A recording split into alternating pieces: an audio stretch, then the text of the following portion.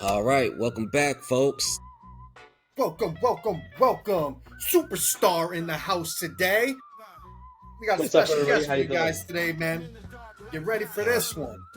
yeah, so Fadi, I want you to go ahead and introduce yourself to the world. I know most folks already know you, This guy but needs an introduction. right? I appreciate that, guys. I'm sure there's still a lot of people in the reptile industry for me to meet to connect with. So, first of all, thank you guys for having me on. I'm super excited to do this. And for everyone listening, I'm Fadi, Daffy's Reptiles. I also host the Daffy's Roundtable podcast, and like everyone here, I love reptiles, man. All right. So Yeah. because this was a great question when I asked Mark this. So what sparked that interest in reptiles for you? Yeah, I don't even I think it's probably gonna be like a pretty similar story to everyone else. I don't even know what or when it sparked, but like one of my first memories ever is just like having an aquarium in the house and there was guppies or mollies or whatever in it and I would just sit there and stare at it for hours and then the first time seeing baby fish and I think like I was keeping aquariums for a lot longer than I was keeping reptiles and I think it kind of all just fits in together of this like interest in nature and interest in all the cool different methods that everything happens in. You know what I mean? All these animals have different behaviors, have different breeding methods. All this stuff is just super fascinating to me. And I remember wanting like a snake like at a super young age, but obviously that was not like, my parents shut it down real quick. And so as soon as I was able to, like, I got a crested gecko, and then within like months, like I think maybe 3, 4 months, I had 20 crested geckos, and then like once it started, it didn't stop. Snowballing? Like, yeah, Yeah. like hard. Yeah, yeah. So, but man, reptile, the hobby's so much fun too, right? Like you meet awesome people, you're getting to keep incredible animals that we all love. And like just start once I started going to the expos, it snowballed even harder. And once you start meeting other breeders, it snowballs even harder. And once you start like talking to people online, you're like, this guy's keeping this, I want that like, and it just gets, yeah, I it's mean, it's a you're a fun hobby. candidate Yeah, too, right? So you're even dealing yeah, with people from other countries, you know? I yeah, mean, it's yeah. that's awesome, man. It's So I very think I cool. think regardless of where the reptile keepers from, like all over the world, I think we're all keeping fairly similar kind of species and fairly similar methods. Sure. So like there's always going to be those little like this country does it this way, and maybe we can Sure. learn something from that. But in general, I think everyone's switching to kind of the same like nicely set up Yeah. tanks, well scaped, all that kind of stuff. Yeah, Well, the one thing I like to always drive home when we're talking about international reptile keepers is that no matter how differently we may all do little things, we are all doing the same thing, right? We all have a common love. We all have a common passion. 100%. So no matter how different we are in cultures, how different we are in our beliefs, how different we are in family values, we have one thing in common, you know? These reptiles make us alike no matter where you're from in this world. It's awesome. It's very, Yeah, very man. cool, man. If people could just keep that in perspective, I think there'd be, it's beautiful for humanity, if you will. An insight into how alike we actually all are. Yeah, I like that. I 100%. like it. Yeah, that was a great one right there, man. I like that. Yeah. So so what's like your current collection looking like right now? Yeah, so in terms of lizards, mountain horn dragons, Everything. I want to know everything. everything. Okay, cool. Yeah, yeah. It's quite. I got a little bit of everything. I don't have too many of like, like I said, I got 20 crested geckos at one point. I'm not really doing that anymore of like diving deep into species. I kind of just keep little groups of everything because it's also much fun. But yeah, I so love it. I have two species of mountain horn dragons. I have emerald tree skinks. I have collared lizards. I have Peridora pictus geckos. I have two species of Stenodactylus. Um, I have dart frogs, three types of dart frogs. I guess. Species. Yeah, I was gonna say two of them are the same species. One of them is another. And then for snakes, I have Antaretus. I have spotted pythons and children's pythons. I have carpet pythons. I have a green tree python and possibly more on the way very, very soon. And a couple Nice. of boas. It's a very Yeah. cool collection. Thank you, man. Yeah. Yeah, I Very definitely I I cool. try a little bit of value everything. Yeah, diversity, yeah, right? yeah. Yeah, That 100%. diversity makes you a better keeper because like when you only have like one species or something like that, you kind of have that one single mindset. Now when you're trying to have when you have multiple species and like you have snakes, you got lizards, you got geckos, now you got to be on your toes and making sure you're keeping everything at all these right conditions. So definitely Sure. I value that stuff right there. Just knowing reptiles the way I know reptiles myself, I'm going to step out on a limb and say that you probably didn't just start with these species, you know? You probably Yes. kept all kinds of animals to lead up to these somewhat elite, higher care, these animals, So you got quite a bit of experience on your way up to this collection. And that's awesome. Makes you, it does, like Jay said, it makes you a very well-rounded keeper. A lot of experience, a lot of knowledge. Yeah, So Jack. 100%. And they're all like little different, like you learn how to do tropical arboreal, then you learn how to do tropical terrestrial, and you're like, oh, but what if I did like a little more arid setup? And you kind of learn all the little microclimates for everything. It's a lot of fun. And to your point, I did keep a bunch of different species before I started keeping these, and I assumed that these are they're probably not what I'm going to be keeping for the rest of my life. Like I enjoy okay, we've learned this, we've mastered this. I wouldn't say master. I don't think I've mastered any of them, but I've learned how to keep these well enough. Let's try something else. It's like the whole hobby is about like having fun, right? Like if we're not Yeah, having fun, why are we even yeah. doing this? So, sure. yeah, yeah, You're trying to level I mean, up. it's common. yeah, The evolution of keeping is common. Lots of guys. I mean, whether it's in a very short time in our older years, or it starts out in our younger years to our older years. Hypothetically speaking, most guys get a ball python. Now they're much bigger than they are when I was a kid. As far as popularity wise. Well, I shouldn't say not popularity wise, but there's more of an interest now that there's all these morphs. But my point is, as far as care wise and price wise, you back in my time, you would get a ball python, then eventually you would maybe get a, you know, Burmese python. I mean, back then the yeah, options were limited, but you know what I'm saying? right.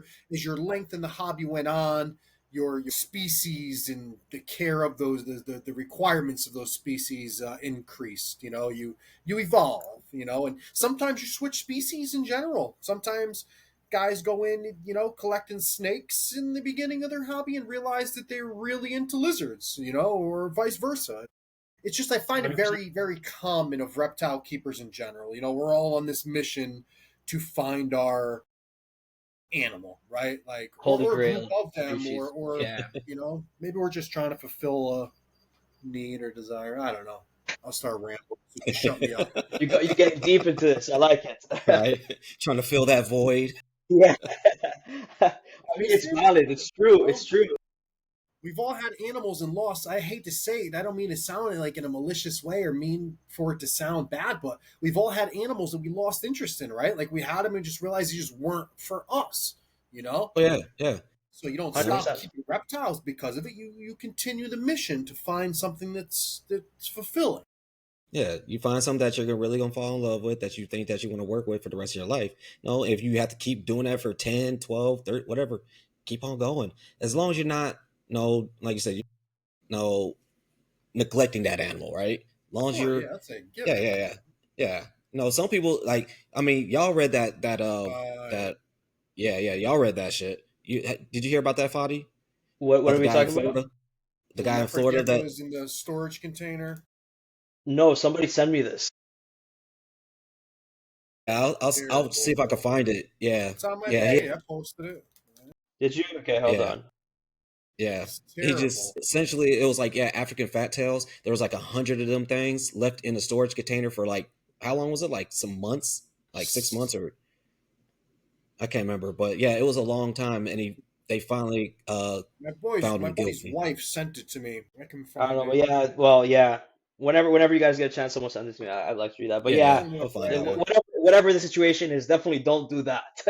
Yeah, right. Yeah. I Yeah, mean, move on. If you're gonna move on, find it another home. That's all. 100%. That's what you got to do.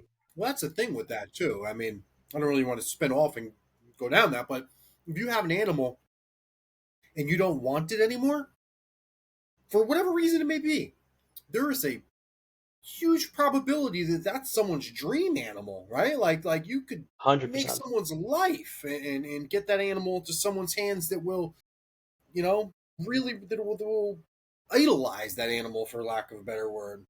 Yeah. Yeah, And 100%. all right, let's get off of that stuff. And all right, like I said, we're here to talk about some Yeah, don't mind stenos, me. I'm just right? trying to find this thing real quick for you. No, you're good. Yeah, Honestly, so the first time I ever heard about stenos was actually your buddy Dion. Reptiliatic, yeah, Dion, Reptilianis. Yeah, right? yeah. Which led me to your YouTube channel and your podcast. So what made this that reptile that you wanted to work with? A number of things. Funny enough, you bring up, I don't actually think I've ever done, I think we've done 100 something episodes of my podcast. I don't think I've ever talked about Stenodactylus on them. So maybe I need to do a Stenodactylus episode myself. There But you yeah, go. no, man, so many reasons. Like, first of all, their size. Like, you can, in a 15, 20 gallon, you can easily keep, well, they're communal, which is another cool, like, cool thing Nice, about them. Like, nice. just all these little, like, How things many that species make them are so there first for guys out there that don't know 13. Stenodactylus? Like I know Petri eyes are pretty common, right? Like how many Stenodactylus are there? So 13 or 12, Okay, something like that, because I think they've reclassified Arabicus into Trigonodactylus. So I don't think it's a Stenodactylus species anymore, but somewhere around 12, 13 species, and I think only about 4 or 5 of them are actual Stenodactylus is probably the most common one in captivity, and then it's Stenodactylus petrii or petrii, or however it's pronounced. And then I've seen some people. There's a keeper here in Canada called Dactylus Den, and he has all kinds of I cool know. little geckos. Yeah, he keeps some really cool stuff. Yeah, Yes, he yeah, does. I've been trying to yeah. get him on, and he does not want to come on. I try to get him on my podcast as well.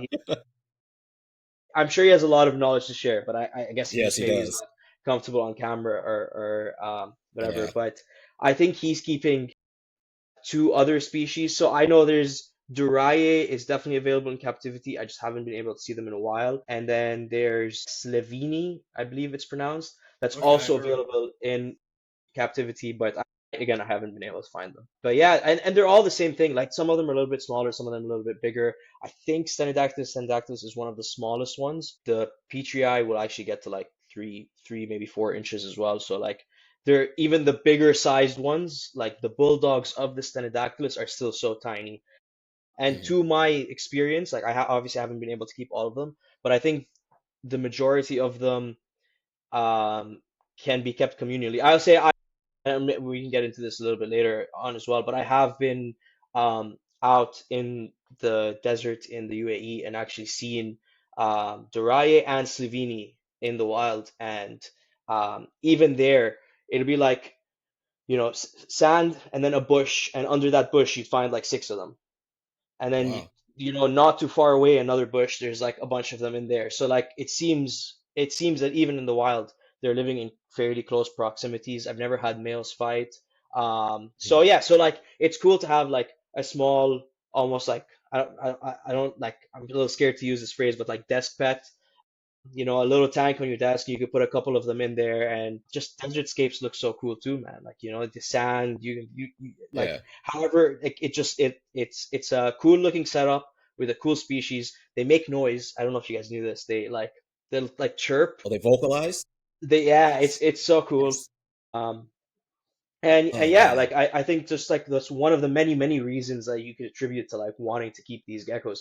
Honestly, when I You're first just found them, people were like, why are you keeping this gecko that like a long time ago we used as a feeder, and like nobody cares really about them? And then I slowly started talking about them, and then Dion Reptiliatus got some, and it's kind of just like, out of all the species I keep, out of everything I keep, to this day, Stenodactylus is the one thing I cannot keep in stock.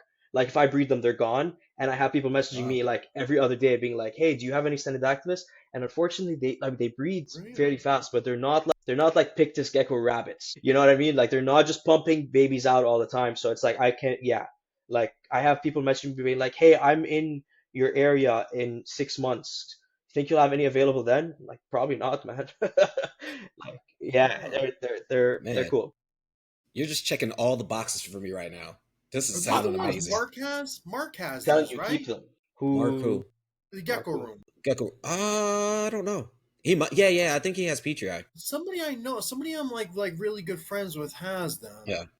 I mean, because I actually seen them at my reptile store when I was just there too. So Really? they had them. Yeah, yeah. An import came in recently Well, because I'm they've sure. started popping up here again as well. Just Yeah, like those, the wandering gecko. You seen them at all the shops right now because big eyes, with the big right? eyes. Yeah, yeah, Big eye. Yeah, yeah, yeah, yeah, yeah. I think they yeah. call I them. can't pronounce the I I can't. can't Yeah, pronounce the yeah. scientific name, Yes. I think I know what you're talking about. but Yeah. Wandering. everybody got that shipment, so they're all selling them right now. The sorry, one second. I'm just fixing my headphones. But the Egypt import just came in, All right, all right. and they That's so what all of that's these guys that. just Okay, came in on the yeah, yeah, yeah. yeah, It's funny you'll start like if you look like on Morph Market and stuff, be like, all right. Now you're starting to see like this all this like consistent posting of Wandering. all the same stuff, like those toad headed agamas. Like yeah, you notice yeah. that? Things creep me out, man. Creep me out. They're so I would cool. I never love own them. one of those. Dude. They're like a horror movie. Like it just That's they what I love about terrify them. me. They They're like the terrify little me. predator, like a little. They're They so they cool. should be on the movie Predator. That should be their little Yeah, little lizard running around their planet. yeah, That's what they should My be. yeah. wife will have me and all my lizards on the street, bro. That's funny. Yeah, So so you said you were over in the UAE. Uh, yeah. so what all did you notice about them over there? Yeah, Like we what were could. some of your observations? So first of all, I think like as a desert species, everyone immediately assumes dry. And I've been to like some deserts in the States, and I felt what a dry heat is, and it's very very different over there. Like it's humid and gets even more humid at night.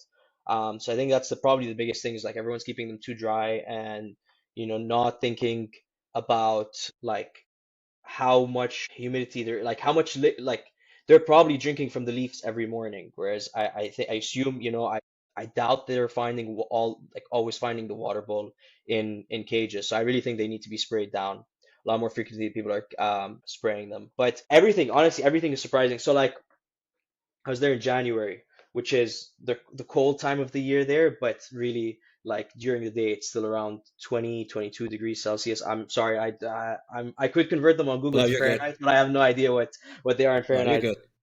Hold on, I'll look for Yeah, it. like Keep on yeah, talking. so like to gets up to like 20, 25 during the day, and then at night it's dropping to maybe 15, 12 degrees, 10 degrees, and the geckos are still out. Like they're still active, they're still out, so their temperature ranges are a lot higher than I think people keep them.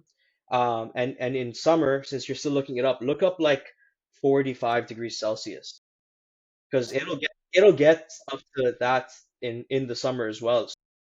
Oh, that's okay. That's my heat right there. Yeah, yeah, Arizona. yeah. Sorry, that's Arizona Yeah, heat right there. Yeah, yeah, yeah, exactly. yeah, yeah. So Okay.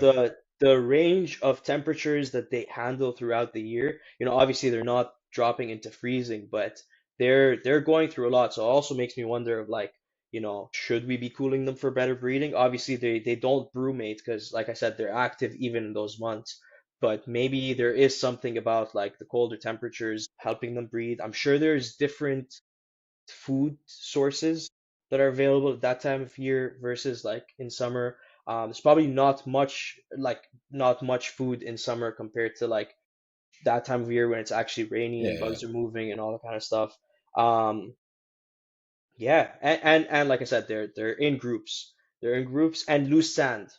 I think this is a interesting thing because I know a lot of people are like don't keep them on this impaction, which I don't believe anyway.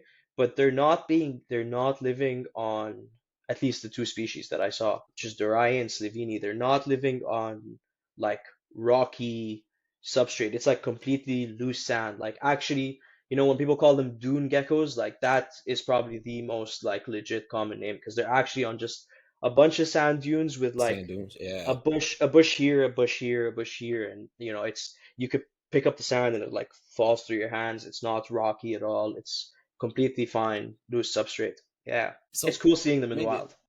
yeah. So Yeah, I'm guess they got long claws, right? Or like long limbs yeah. to help move through that sand. Yeah, yeah. I think one of their common names actually is like elegant fingered gecko or something. Yeah, Yeah. yeah. So So yeah, they so do. that makes more sense now with them because I mean, just to move through that sand a little bit better instead of having like what most geckos have, which like very small feet and everything like that, they wouldn't be able to move through that sand like they would be able. So that's a nice little evolution of, I guess, how they evolved to survive over in that desert.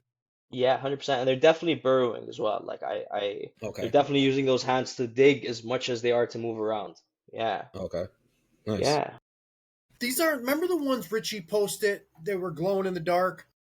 These are Rangi? different. Those would be like Trigonodactylus. So the one I mentioned that like switched, that they're switching That's from the one they Stenodactylus to changed. Trigonodactylus. Yeah. That one glows under black light. I found those out there too. Yeah, Right. absolutely does. It's very cool. And I think even to a certain extent, I think if you get like a lightly patterned enough Stenodactylus, I think they probably would as well. I've never tried it, but I think they would. They seem to have that kind of like translucency that is what causes the. Yeah, yeah. And I just always curious little things like that as to why. I'm a big believer that Mother Nature doesn't do anything by accident. And I think that certain animals and reptiles and general see differently. Their eye cones are designed differently than ours. Or some of these things that like I often wonder, like people think with reptiles, UV light is important just for basking, but I don't want to get too much into it, but they need UV to see, right? Like certain species need UV lighting just to see properly. Without UV light, they're not seeing to their full capability. But again, it's little Yeah, I think things it's like the that that drive me up UVA the that they wall. need to actually see and locate and hunt their prey. I could be wrong about that, but I think that's the It's the truth, dude. spectrum that they see. I've Yeah. tried to I feed think it my bearded is. dragons. I have bearded dragons, and I've tried to feed them bugs off of a tong. Well, this is a long story, but I'll give you the gist of it. I had the UV light off one day, and I just had a couple like I'll use grow bulbs, on my tank, just for like ambient lighting or whatever, Yeah, and they yeah. kept missing the bug. Like it's on, I'm feeding them off of these, roaches, dubias off of these, 9-inch, 10-inch tongs, and they're missing them. I'm like, dude, what is wrong? Like, what's happening here? How are you missing these roaches? Like, they're right in front of your face. You look handicapped right now. What the hell's going on with you? Yeah. Dude, for whatever reason it was, after doing it for a few minutes, like I started to get concerned and thinking that something was wrong with my lizard. So I start like Yeah. panicking and I get into that hyper focused mode, like what's happening here? And in the midst of it, somehow, just for more lighting, I turned the UVB light on. I turned the light on the enclosure. Boom, hit it. I'm like, whoa, are you Yeah. kidding me? Turned it back off. Did it again. It was pretty gnarly how it transpired, pretty much by luck.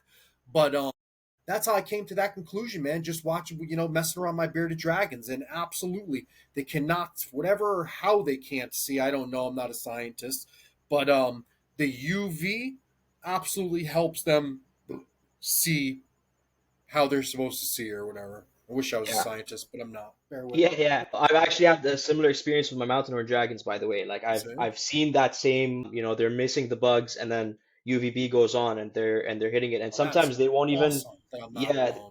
Yeah, yeah, no, no. I've I definitely think noticed something that's. similar as well. Yeah. Do you think that's because our mountain horn dragons are they diurnal? They are diurnal.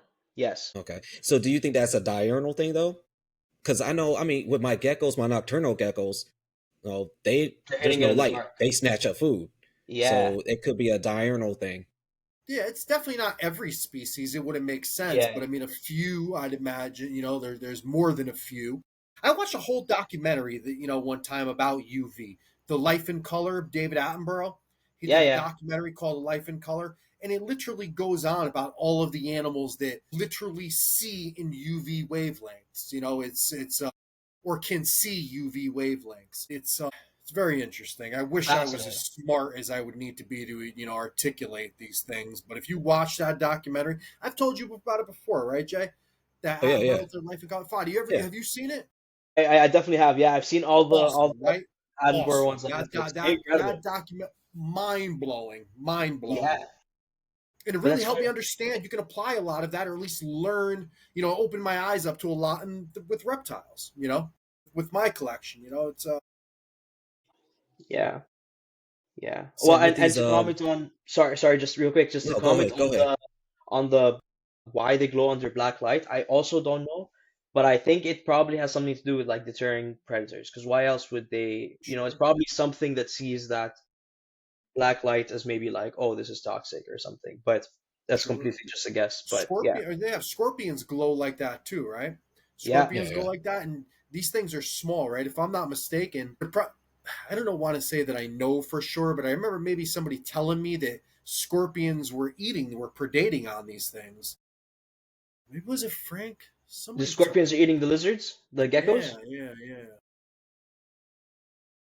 Honestly, I don't there's remember where I scorpions big heard. enough to eat them. I wouldn't be surprised at all.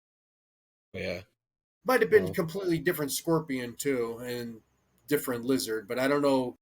I'm trying to think of something that was glowing in the dark. Somebody was telling me. I don't know this for sure, but I hear so much and talk to so many people that I would be lying if I said I don't get confused sometimes. I could be completely wrong. Yeah, yeah. Same. so how does their natural habitat, how does that influence their care in captivity?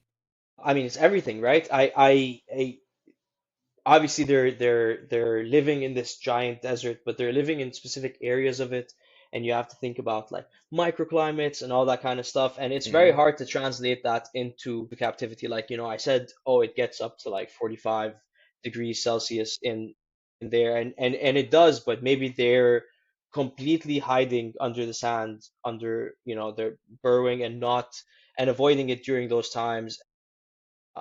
So I think the only real way you can use their habitat to that phrasing was off. Not the only real way, but like the the only thing you can really do is do the best you can to like, make it look the same, use similar size sticks to what's on the branch because if they are climbing, that's probably what they're climbing. You try to use as similar substrate as to what the looseness of what it is out there, and then give them gradients because it's the only way they can get away from it, right? Like, are they if they want to sit in 45 degrees, maybe have one small spot of the tank that gets to that, and then give them the ability to completely escape it and drop down to a different ambient temperature. But it's hard because even in captivity, like I've kept them in a rack system, just drawers, pull it out. I've kept them in 12 cube exoteras. I've kept them in 10 gallons, 15 gallons, and even in all of those, it's kind of hard to get that. Like the smaller the tank, the harder it is to create a Oh, yeah, yeah, gradient. yeah. And a lot of the time, like I'll set them up in something and they stop breeding, or they're not eating as ferociously as they would in another setup or whatever.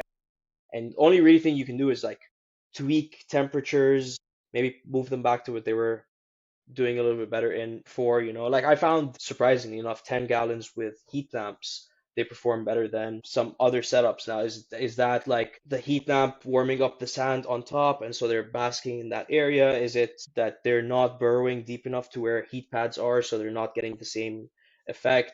Different things to play with. But I think the biggest like takeaway from being out there and then like translating that into captivity was definitely the humidity.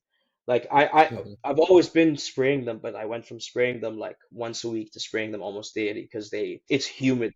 Like it's humid over there. Like Is it crazy. near Yeah. like is it like right like close to the ocean? Is it along the Ocean. Yeah. borders of that?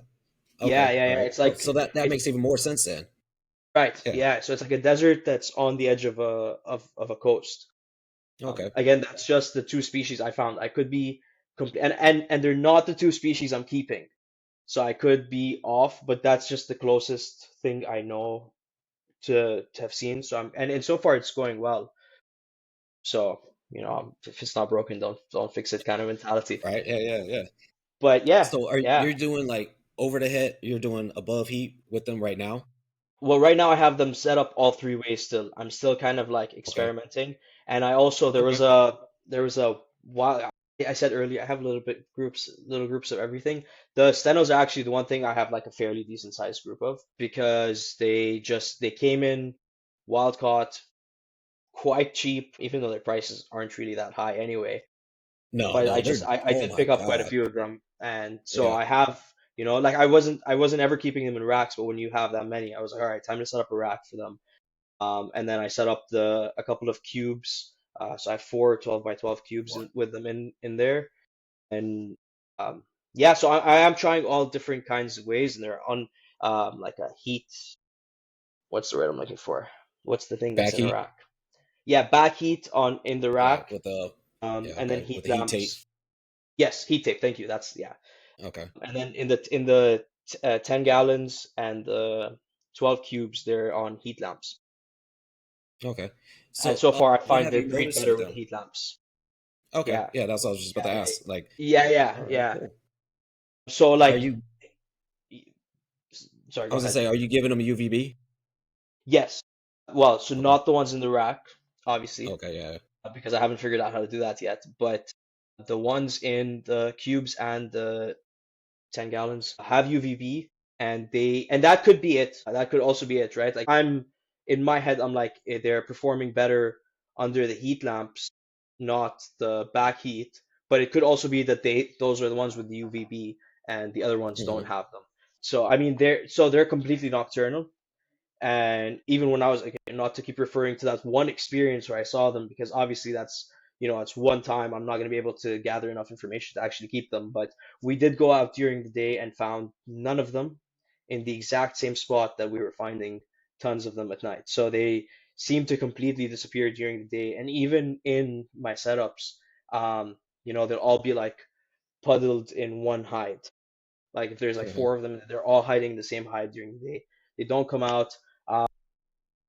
I rarely ever see like, in like leopard geckos or some other species, they'll do, what do they call it? Like cryptic basking, where like Yeah. one hand or a tail is sticking out.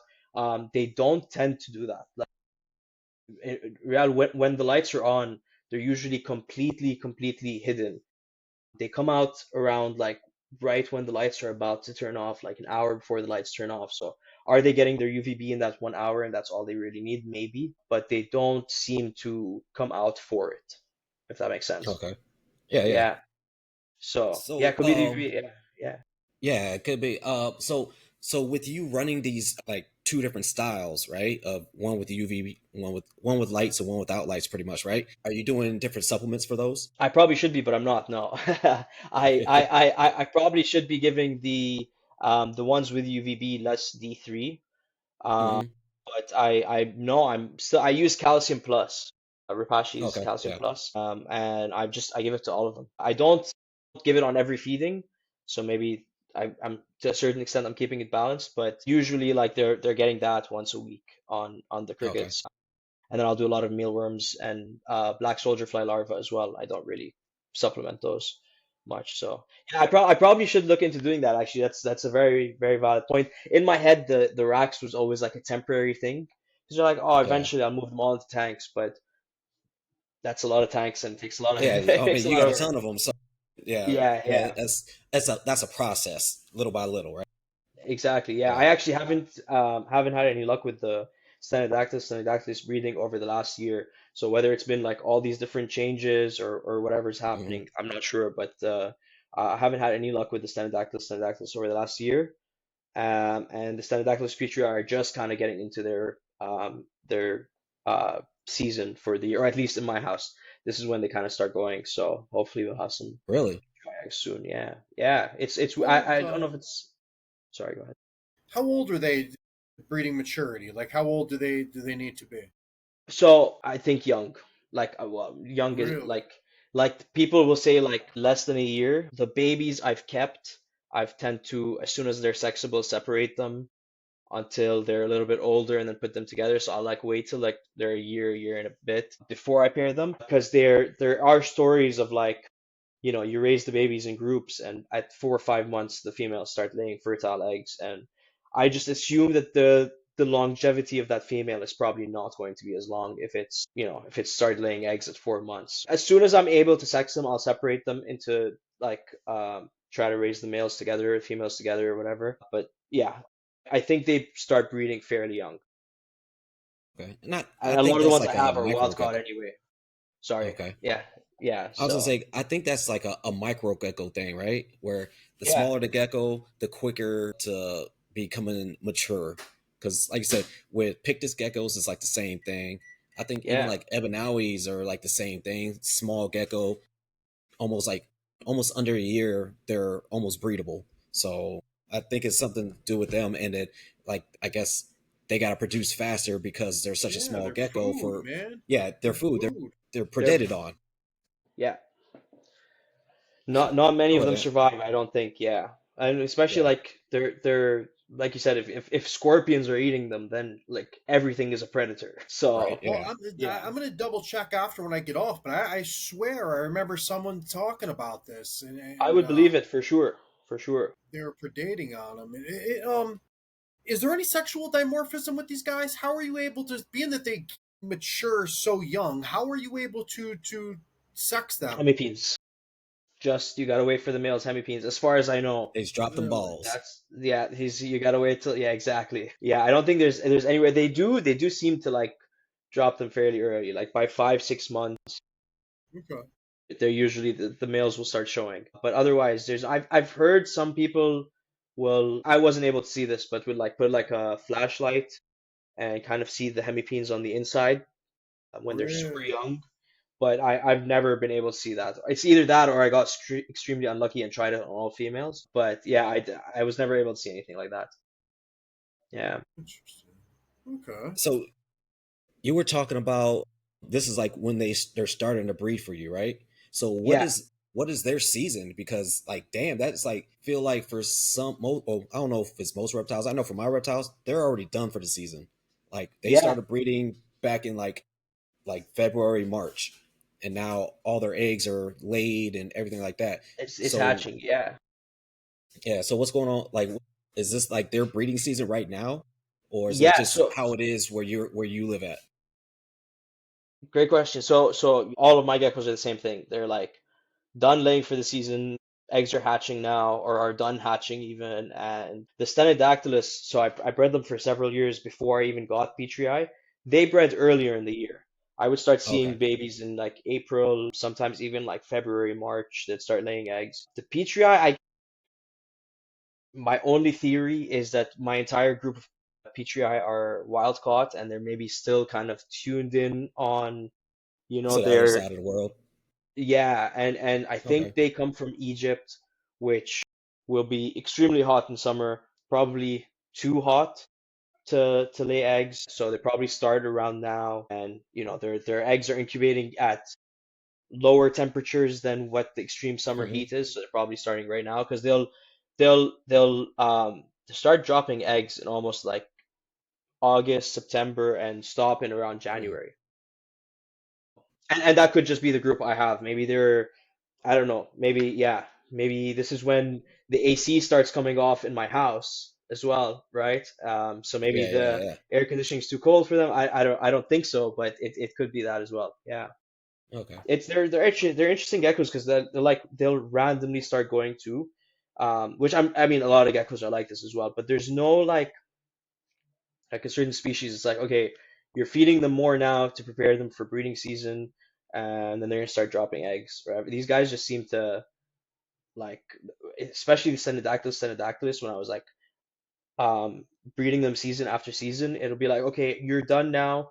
I'll start looking for eggs again in a couple of months, and then 3 months later, it's like, okay, still too early for eggs, and oh, there's eggs. Like they just kind of start whenever they want to. But the Petrii seem to be on more of so far on more of a cycle. Okay. Nice. Yeah, Go ahead, Ant. more people need to be keeping Stenodactylus. They're cool species, man. Oh yeah, definitely. I Yeah, know we talked like in general sense about housing them. Um, I got a few questions. I kind of just ball it up into one. But are you yeah, hit housing me. the different species any differently? And how exactly are you in your house setting up your enclosures to achieve these parameters that we talked? Yeah, okay. I'll give you like my favorite current setup of what like out of all the things I'm trying. So yes, I'm keeping them the two species the same, but the Petrii are a little bit bigger, so I'll use like a 15 gallon for if I want to do a trio, I'll use a 15 gallon, not a 10. Whereas like the stenos, I'm comfortable even going up to like four females and a male in a 10 gallon. Like Wow. they're it's probably a little bit too small, but for breeding for short periods of Cool time, I think though. they're More interaction, which is my next question. well, no, I'll answer it right now as well, and I will give them several different hides, and they're always, without fail, all of them would like there's enough hides for each of them to sit individually, and they're always Still sitting come under the together. same hide. They're always, yeah, Yeah. they Well, don't seem you to, said they're communal, so they feel more comfort together. They feel like their Yeah. survival rate is It just probably going goes to be to a lot show it better. though, that you yeah, could have a 30-gallon tank and they would still be together, right, so it's like yeah, it's just more proof that the size wouldn't, maybe they travel around at night and we're all reptile enthusiasts. We're not promoting or preaching smaller enclosures, but to a degree, there, may be such thing as an overkill. You have these tiny little geckos that are, super communal and interact with each other, and there's clearly safety and comfort in numbers with these little guys. It's yeah. you may not need 100-gallon tank. It's not going to make you a better keeper than a 15, like you said. I mean, it's But picture 100 gallon tank with like 40 20, of them. 30, or 40 Yeah, of them. Yeah, like how cool of a setup would that be? that's what I I wish I said. had the Yeah. space to do that. Yeah, But what type of yeah, interactions? I didn't give you a chance to answer the other questions, but what type of yeah, interactions are you seeing? Are you seeing any type of gesturing? I mean, I know we talked about the chirping and the barking and whatnot, but are you seeing any type of like feeding communications, or yeah. what are some observations you've had with these guys? Yeah. I completely forgot to mention this. Actually, it's a great. So yeah, so the male, I think it's the males that are chirping. I don't know if the females are chirping back. It's almost like it seems to be like a come mate with me call. Like it seems to be Okay, very happen a lot more commonly around when I first start seeing eggs than throughout the okay, year. I've never actually seen them lock, so I don't know if there's any like, a little bit of a fight between before the lock or whatever it is. But on a feeding behavior, they will wag their tail. It's very cool. They do the tail wag, whether it's, warning the other geckos of like this one's mine, back off, or okay, if it's like, I'm seeing a prey like because they're not caught alluring, or like they're not using their tail to attract the crickets, but because they'll even do it when there's like a little mealworm in the sand. They'll like kind of get into their like I'm about to strike pose and then wag their tail for a couple of seconds and then attack. So that's it's awesome. it's it's cool, and seeing it as like such a little size too. It's Yeah, almost like man, that's comical. It's awesome. like you think you're a big man, tiny, tiny little I wonder gecko, what but it is. If it's like a distraction, maybe kind of like an angler fish. Is it just that they wag their tail as a distraction to? yeah, I don't know. Just so again, I don't think nature does anything by accident, and little things like that, dude. I could. I know it sounds completely ridiculous to people, but I could spend days on end daydreaming about what exactly is happening. Like coming up with my own 100%. little theories and what nature is doing. I love stuff like that, man. That's so damn cool. Yeah, So yeah, cool. 100%. Me too. And you never really know. Like it could be like a distraction, like you were saying. I almost and this it's hard because then you start putting personalities on these animals and you don't Yeah. actually know how well they're like how smart they actually are, but it almost does seem to me like it's looking at the other geckos like this one's mine. I'm Okay. marking my territory on this cricket. It's fascinating, and again, I don't know if they communicate that way, but it Bet almost they appears do. that way. Yeah, yeah, Have you with these communal species? I have so many questions with communal species because yeah. I unfortunately I feel that people's virtuous. People think that all reptiles are solitary, like solitary Yeah, species man. that don't People are hunt. Yeah, just so concerned about being politically correct that we don't. We're missing a lot because we're failing to experiment. We're failing to give animals the opportunities they would in nature to display some of these natural habit, behaviors. Like if babies hatched in there, would they learn how to hunt from these adults? being they're communal, the babies would have to be around, right? Like, are they teaching or the babies observing the adults hunt? Like, something we're not ever going to have the opportunity to witness that because, I mean, maybe you would, but so many people are so caught up in being, you know, again, politically correct or being bashed for trying something or experimenting with something that we just may never learn, and that would be Yeah. a super cool observation to make. Like, if these babies hatch in vitro, they're hatching in the enclosure with their parents, which they probably would in nature.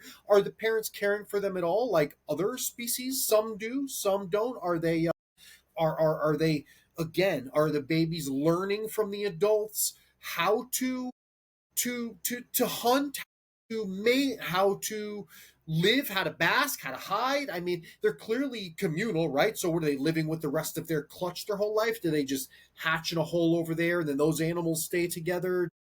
Do they go and seek out a group or whatever of other Stenodactylus that's, male light, or maybe, they're a harem of females? I mean, how does all that work? We'll Yeah. never know unless, people, I guess, aren't Experiment. so worried about what others think and really Yeah. observe. I could go on about this stuff forever, bro. Like, No, you bring up a communal great. animals, they, I wonder the same things all the time. Like, on the point of like, how far are they walking away from that bush that might be their house to lay the eggs? And yeah, then is each bush its own separate colony? Do they have like tribe names? Do they like fight with the Yeah, different yeah. I was colonies? just Like, about to. it's not, yeah, it's Yeah, man, it's fascinating. sure, And then yeah, and you're right. People need to like experiment to figure it out. I am too scared to. really I'm like I'll keep the community. I'll do all of that. But the second eggs get involved, I'm pulling those take it, eggs out right? because I'm not taking the risk on, you know Sure. what I mean? And I don't blame you. I Yeah, don't blame yeah, you. But what would really happen in nature, though? You know what I'm saying? There's a lot there right. there's a lot of Yeah, unknown, yeah, 100%. I have missed an egg and had it hatch in there. And they Really? didn't eat it like immediately. I pulled it out as soon as I saw it, but it must have been there for a couple of hours before I pulled it out, and it wasn't eaten. They say the same thing about a lot of different species though. Like the emerald tree skinks. I'm on the Facebook groups, and everyone's like, pull those eggs, or if they hatch, pull the babies as soon as they hatch. And I've seen like I let the babies hatch in the enclosure, and I've seen the baby like follow the male around, sit on the male's back while the male's basking, and it's like that's if the male wanted to eat it, it would have eaten it by now. yeah. You Like would have flipped it's that thing over and chomp chomp. immediately, yeah. So like if it's sitting on its back while it's basking, maybe you're right. Maybe they do learn from the parents, so Mention kind of that. things. I'll tell you something else that's actually fascinating on the whole like communal learning.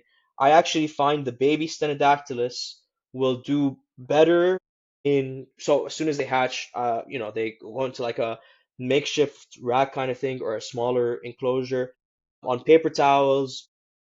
I'll feed them fruit flies or whatever. I've done both where like I'll keep each Stenodactylus in a little like Tupperware on its own, and I've done it with groups, and the ones in groups seem to thrive better. They grow faster. They both grow faster. There's no like competition of this one's eating more and growing faster than the other one. The ones that are alone are either like almost more spazzy or scared.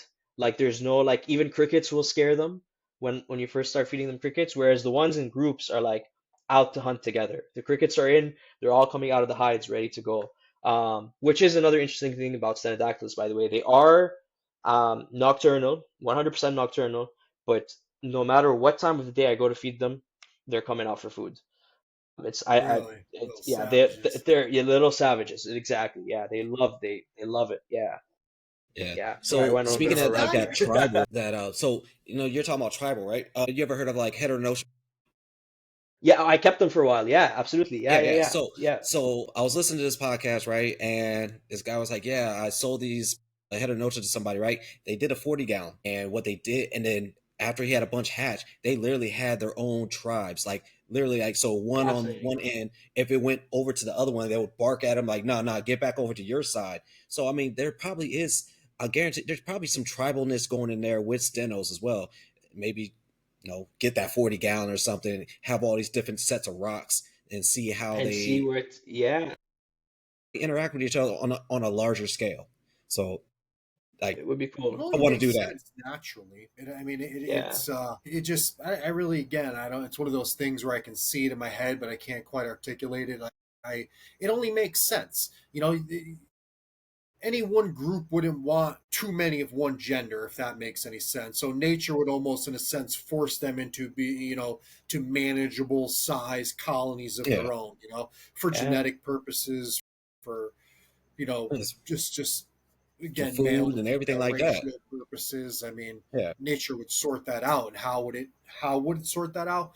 But with these little tribes, little broken off colonies, if you will. Have heard it with leopard geckos. I've heard of these things with other species. You know, stenos may be new to me. You know, these topics we're talking about now may be new to me, but the idea is not new. You know, the science is there with other species. Yeah. Very So interesting. It's fascinating, man. They're cool. And to quickly comment on the Heteronotia binoia, or whatever, however it's pronounced, the binos geckos, right? They're awesome. They breed like crazy because they're parthenogenic, yeah. like morning geckos, but they are so fast, man. They are so fast that like I couldn't do it. I sold the group I had. Like it would be like scared to open like the enclosure door kind of thing. And you know, I told you the same thing about emerald cheesecake before we started recording. Yeah. Yeah. I'm just too laid back for fast species. Like I'm not trying to chase anything across the room. So which is nice about the Stenodactylus aren't like that. Like once it's in your hand, it's kind of like I'm in your hand, I'm good. The binos geckos are like little monsters, man. They're fast. Can Yeah. Stenodactylus walk on glass? Or do they have No, nails or toe pads? So they have nails then in their nails. feet? Yes. Yeah. Yeah. They can all climb glass. Yeah. Yeah. Like you could, in theory, keep them in a 10-gallon with no lid and just hang lights on top of them, which would be great because one of my biggest complaints is I put the lamps, the heat lamps, on the metal screen. Oh yeah. So it's Yeah. like I have to come into the room like 15 minutes before I feed, turn off the heat lamps, remove them off the screen so that they're not burning the wood or anything, and then I'll leave the LEDs and the UVBs on, take off the screen, feed them, close it. But the yeah, um, yeah, Yeah. I said you're the way you feel about those fast gecko like the the Benoys and binos, the skinks. Yeah, it's the same way I feel about day geckos. yeah, yeah, I agree. Yeah, I don't keep any day geckos, but I don't keep them Yeah, for a reason. it's why I Me haven't got too, any. man. Dude, they're Yeah, beautiful, but I can't. 40 years old, bro. I can't be running around catching geckos. Like it's just not going to Yeah, happen. right. But yeah, they're So beautiful. with you, as like I said, would you live in like the eastern part of Canada and it's much colder, right? What do you have to do during the winter months for them? it's more actually what funny enough, I worry more in the summer months when the AC is on. Hmm. Because in the winter, like it's central heating, the whole house is warm. And you know, Okay. I'm lucky enough to currently live alone and I can handle heat. So like I Very have my lucky. house. Yeah, yeah. I set the like my the house sits at 25 degrees Celsius. Like people come in and are like, whoa, and like taking off jackets immediately. It's hot in here. I'm sitting here talking to you guys like sweating right now. And then I'll run the little space heaters in certain rooms. But the catch of like having heaters running all the time is it dries out the air super super quick. So I do have a little humidifier in. I have two almost two and a half reptile rooms. So I have little humidifiers in each that, you know, the annoying thing is I have to refill them with water every like 2 days. And then you just gotta get in there and spray them. You know, like I keep collared lizards as well, and they're like a more of a dry species. Like the deserts they come from are dry deserts. They're not as humid, whatever. And I'm more comfortable leaving them, you know, a couple of days without being sprayed or whatever. Even the stenos, like I travel quite a bit. I'll leave them for a weekend or 4 days, whatever, without actually misting them down. But if I'm here, they're getting sprayed all the time. So I think the biggest concern here, well, the biggest concern is a power outage happening in the middle of winter. That's the scariest thing to think about because incubators are off, heaters off, and it gets cold very, very quickly. But lucky enough that I've been living in this house for 5 years, it's only happened twice. And so, you know, I'm not too concerned about that. The only catch is heaters, and even AC to a certain extent dry out enclosures like real quick. So you gotta be on Yeah, top of, spraying them. I use humidifiers. I use a mist king where I can. I don't have the mist king on the Stenodactylus because I like to spray it in a specific way where the sand isn't like, like I don't want the sand in this area to clump, so I'll spray the back of the enclosure or whatever. So I kind yeah, of like to do that a little more manually. But yeah, that's probably the biggest concern of actually like living in Canada. I mean, I'm sure there's a lot of places everywhere that get like very cold or very warm and are not, yeah. it's not that Well, I much of a mean, for concern. me, it's the summertime, because like I said, I live in Arizona. Yeah, It's a it's hot, summertime. It's hot. like 113. Yeah, dude, every fucking day it's like 113, 116 degrees. It's like holy shit. So I mean, like we talked about this on a podcast before. My when I was living in an apartment, my AC went out in my apartment complex. So and Oh, that's and yeah. I just got this I got a Europlated Sickere. So I Cool. was freaking out. I was Yeah, freaking out because my and they like apartment it was like cool too, 80. right? Yeah, and my apartment was like Yeah, 86, getting up to like 90 degrees.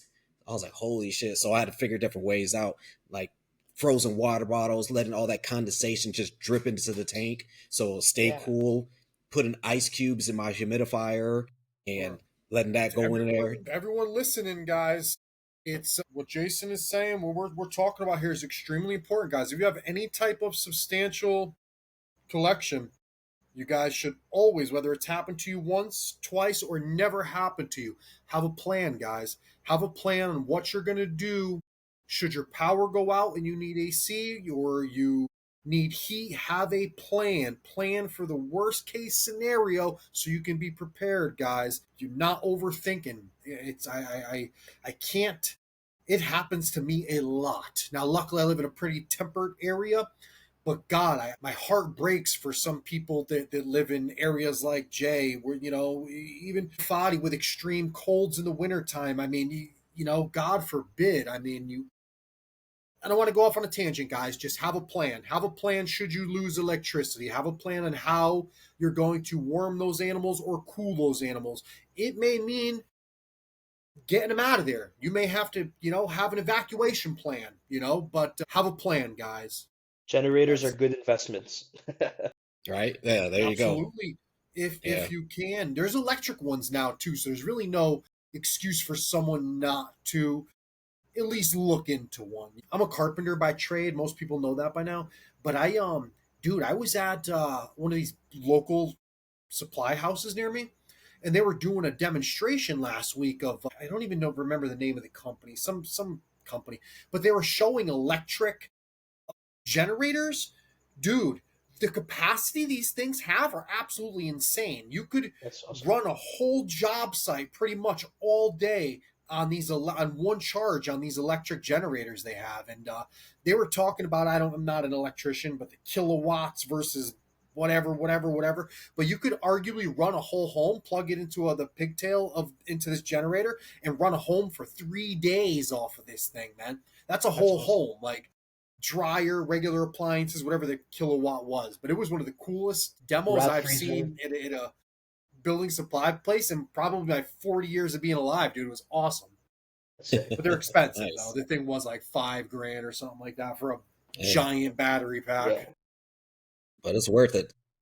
For it's worth somebody it like if it's us, yeah, for actually. someone that has a need for it, for sure.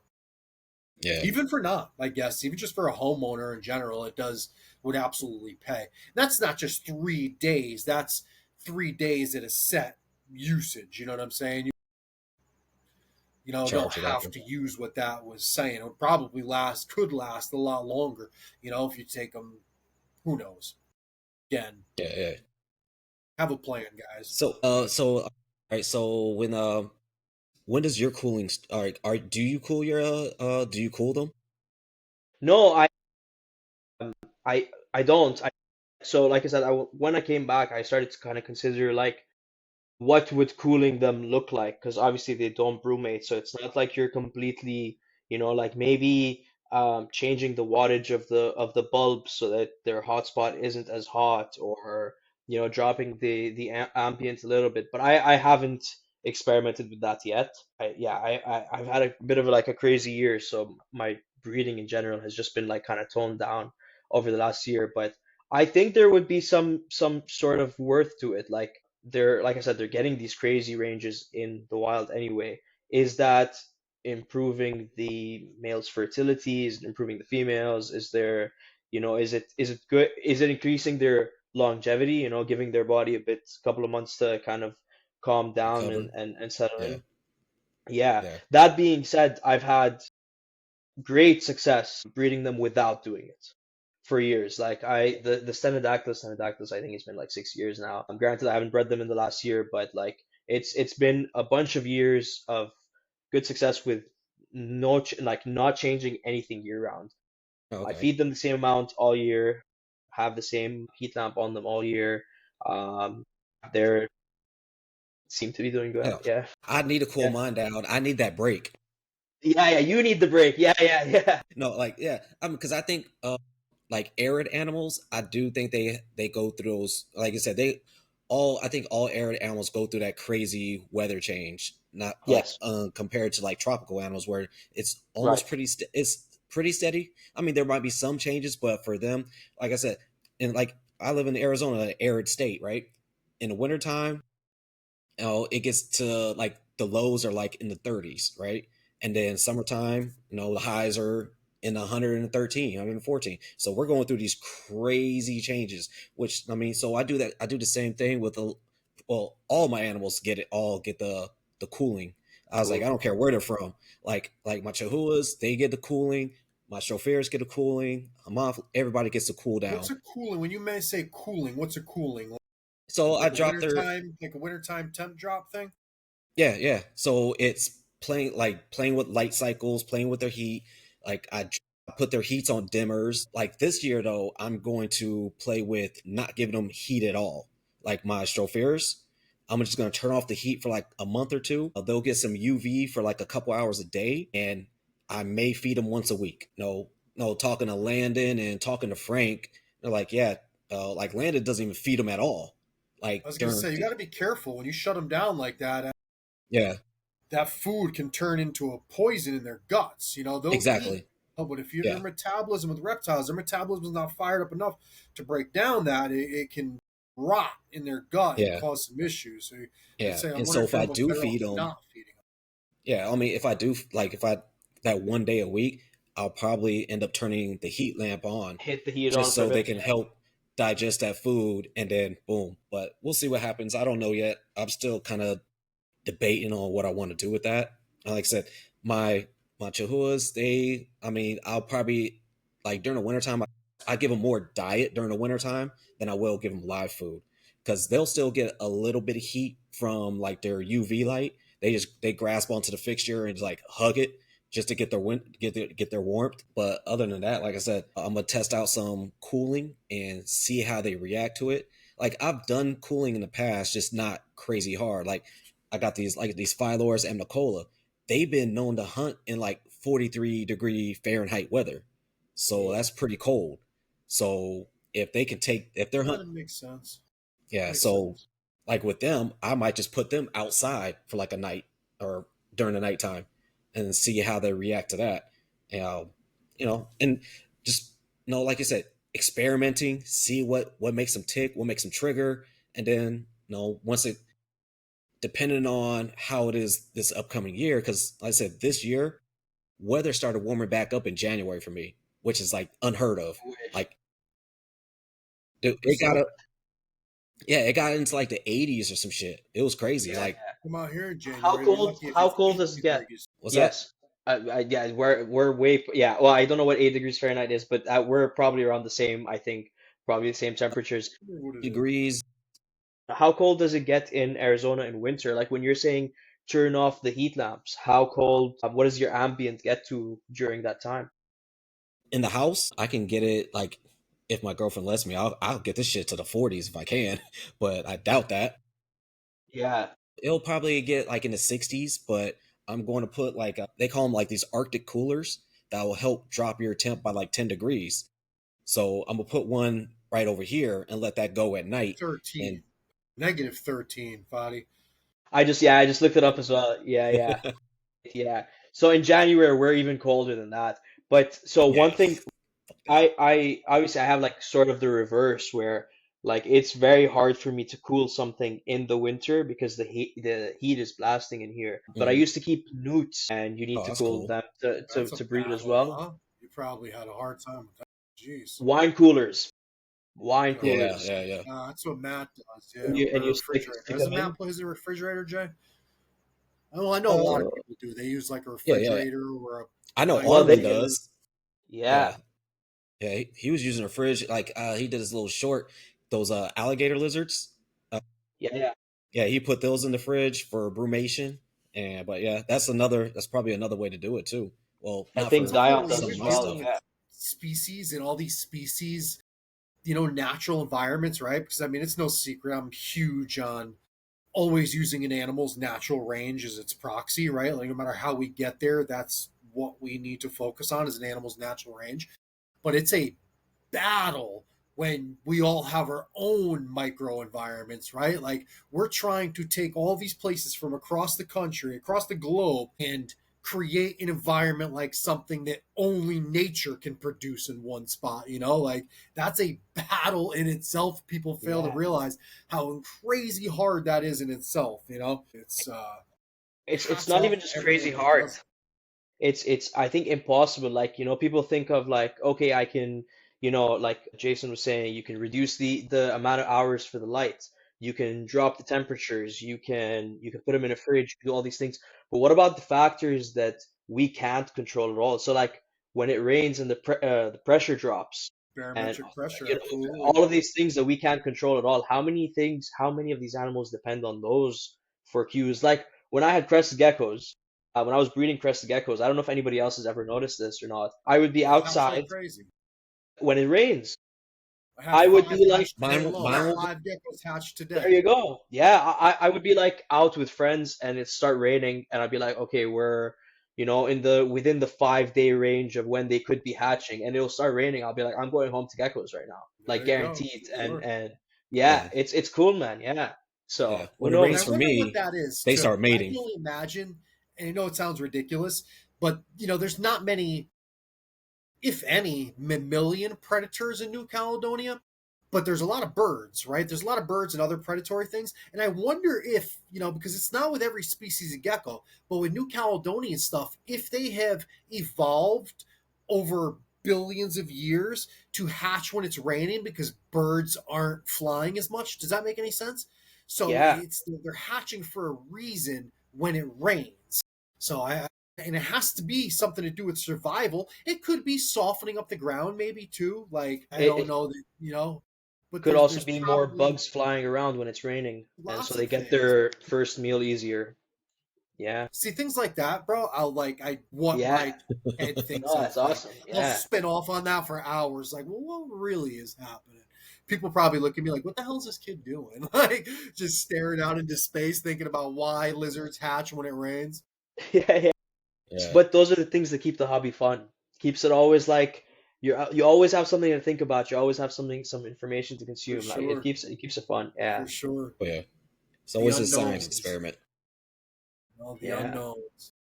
So but let's kind of get into these eggs. So what's your Yeah. like preferred Yeah. incubation medium? What's your preferred methods with all that stuff? Yeah. Yeah. Do you want here? Okay, first of all, just I feel like I never answered this question, so let me quickly give you like the perfect setup in my opinion, and then I'll get into the eggs and all of that. It's So my fault. I like thick-ish layer of sand, like 3 to 4 inches at least, if not more. Fine loose sand, and then it'll kind of slope up on one side. And I'll pile a bunch of rocks there. I don't know if it actually makes a difference of like retaining the heat, but they do sit on them to bask, so it's doing Yep. something for them. And then just a bunch of different hides and a water bowl. And I've never really ever seen them drinking from the water bowl, but it's just it keeps peace of Good mind for for me. ambient They have humidity too. water, ambient humidity Yeah, as yeah. well. And then I'll spray them, and they seem to like to pick specific spots, and those will be the egg deposit spots, and they're always like without fail. There's like 3 spots in the enclosures, and those are where the eggs always are. And I've missed a couple when they're like surprisingly we'll put them somewhere else, but 90% of the time they're in the same spot. And you can usually see the females digging for a couple of days before they lay the eggs, so you kind of almost know they're coming. And then yeah, now I guess now that's it. It's a very basic, simple setup. It doesn't look great in terms of like a crazy scape, but it's by far been the most successful in terms of breeding for them. And they don't really seem to climb much, so I keep it like pretty just terrestrial. But now we can get into the eggs. So do not pick up the eggs with your hands. That's like the first thing. Do not learn from my mistakes. Do not. They're the most delicate, like they crack as soon as your fingers touch them. Like it's crazy how soft they are. And I've tried to experiment with, giving them a little more calcium. I've tried to leave calcium dishes in the enclosure like they do with leopard geckos. Again, where I never saw them use them. Maybe they were using them at night when I wasn't looking, but I would also like drop the worms into that bowl so like as they're licking it, they're kind of getting a little bit of calcium.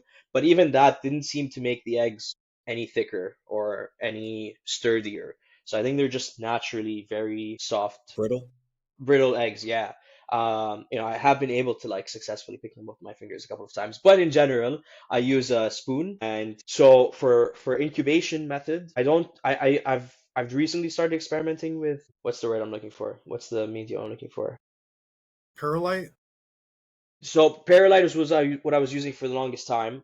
I recently started trying with ReptiHatch, the Repashy one, and it doesn't Okay, yeah, seem yeah. to be making any The clay. difference. But I yeah, the clay, but I don't put the eggs on either the Paralite or the clay. What I'll do is I get like a container or whatever, and I put wet Paralite or wet clay on the bottom, and then put another cup in there with dry sand, and I'll put the eggs in the dry sand. So it's extremely humid. Is that what you do as Yeah, well? yeah. Yeah, beautiful, So exactly like that. yeah, Do you put a lid on is that where are you I guess maybe they incubate at a much lower temperature then because you yeah. have them These just ones, on a because they're shelf. all from uh no, not rainforest, jungle type of, like Sri Lanka, Thailand, and everything like that. So these ones don't get the heat for like Right. incubation. This, whatever, I put it up here because, like I said, the heat rises. So right here is close to the heat tape and the UV. So Right. there's a little bit of heat going on, but not much. And So does water whenever collect on the lid of the no, sometimes, every now and then I gotta open it up, wipe it down, so it's not Okay. getting too You know what I condensation. do for that? I Yeah, I'd use love to hear that. Yeah. betta fish cups. Watch this. I do the same thing, but I had that problem, Fadi. Okay. Humidity was gathering up on the top, dude, And and then literally dropping on the eggs. dropping right into my egg cup. It was dropping Yeah. right in the center. Yeah. So I went and I found these cups, right, from Fighting Fish. Has a hole right in the middle. Okay. Perfect ventilation, doesn't allow anything to drip in, and it keeps it. I've never added water for this. It's been here over a month, almost going on 2 months, and I've never added water to this thing. Same Interesting. thing. It's wet with the dry dish in the middle, Yeah. and that little hole in the top. It's just the one. Like I said, it keeps it humid enough and Has the ventilation. allows Yeah. enough ventilation that I don't have to worry about the condensation dropping on my dry eggs. That's awesome. Okay, I'll have to give that a shot because what I've started doing is putting another lid. So like the cup with the sand in it has a lid and then there's a lid on the entire thing. Okay. And the lid on the cup I tilt slightly so any water that drops on it slides off into Okay, like it's yeah. you know what I mean it doesn't collect on it, it'll slide off into the clay or into the perlite. But it's water. It's still getting Funny into how the we all sand find a and way to do the same thing, right? We're right, all I doing the think same thing, just a little bit differently. different, yeah. No, it's It's fascinating. awesome. But I think your method actually works better. I'm gonna go to like I don't even know where I would find those. Maybe like PetSmart and be like, "Can I have all the old cups?" Because yeah, that method seems to work better. Yeah, and that's basically how I incubate them. Yeah. I keep them Look, at. Hold on, I'm gonna give it hold to on. you in. Attempts. Yeah, yeah. I have my little converter pulled up now. I keep them around 85 degrees Fahrenheit, 86 degrees Oh, Fahrenheit. wow. Yeah, Wow. so Okay. So that's like leopard gecko temps, I I guess. I I For think around the same thing. Yeah, it's 30 degrees okay. Celsius. Okay. Cool. Yeah, it's and they hatch in about like almost exactly 35, 40 days. Uh, Wow. That is Maybe no, no, maybe crazy. 45, 50, maybe 45, 50. That's But still they're still fast. very fast. Yeah, very fast. Yeah. Yeah. Like you could get overran with them real quick then. Like Yes. yeah, Yes. Yes. Yeah, especially when you have like several females and they seem to all lay within like the same week. same And time it's, you know, period. it's two eggs a clutch from each female. So yeah, nothing in comparison to like Pictus geckos, Peridora, but it's pretty fast. Like I think each female will do like maybe three clutches, four clutches a year, so like 6 to 8 eggs a Okay. year. So Nice, it adds nice. up. It adds up. Yeah. Yeah. So how many are you running right now? Like how many females do you have right now? Like breeding. Breeding, I would say I have Stenodactylus. I haven't, like I said, I haven't been doing anything, but I guess just not giving them that extra little bit of care or focus has kind of stopped them from breeding, which is a little bit weird. But I have three trios that Okay. are kind of still set up together. Six females and three males right now in separate enclosures, and then I have a bunch of females that are living together that have no male with them. Okay. And for Stenodactylus petrii, I'm running two groups. One is a trio and one is a pair. Okay. And Nice. that's it for the pet petrii. I haven't been able to find more yet. I would like more for sure. I got a Um, question real quick, and I'm sorry I left on you guys. I drank a 20-ounce Red Bull and was like gonna pee myself. all When good. your babies, you pull them out, Fadi, how long will you reintroduce them back to their parents or a group with relatives later on? I have with three babies in the past just to kind of Do you like think they recognized them? no, I don't think they did. No.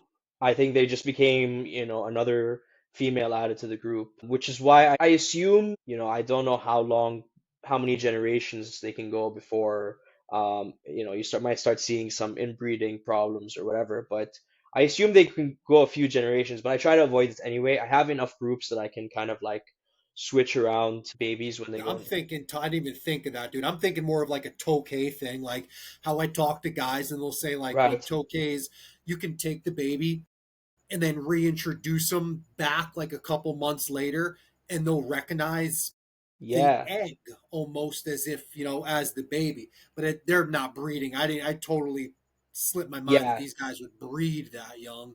Yeah. Yeah. No, I don't. Yeah. I think Yeah. Yeah. they, especially with like three, four females in an enclosure, I think they'll all go lay their eggs and then that's it. And then when the babies pop up, I usually pull them out fairly frequently, but I think if fairly quickly, sorry, but I think if they were to stay in there, then it's just a baby Stenodactylus, not my baby Stenodactylus, right? Like I Yeah. don't Yeah, think the yeah. mother would be like, that one is mine. I Yeah. mean, It's just who part of the knows, right? colony.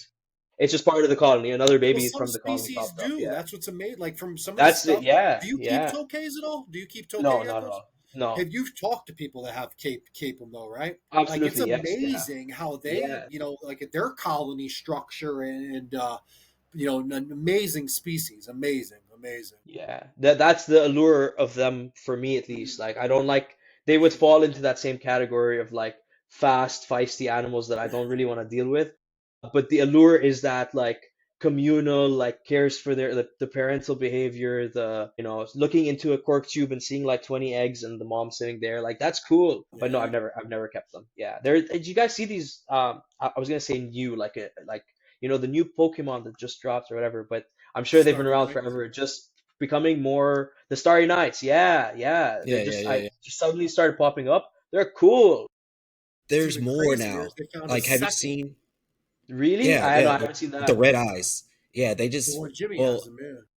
Yeah. yeah. Like yeah, I hit up That's Jimmy like, why are you doing this to me, dude? Like, yeah, They there's a found start. another cave. Well, because I guess they're calling them like I guess they're subcategorizing them as cave tokays.